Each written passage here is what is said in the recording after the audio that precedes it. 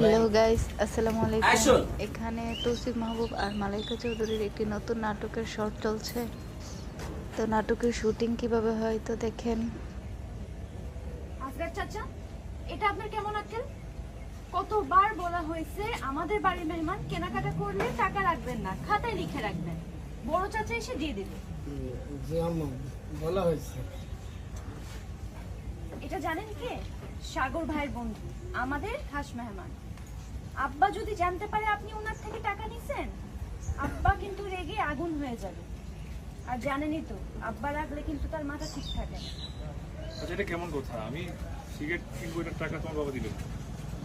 রাখেন।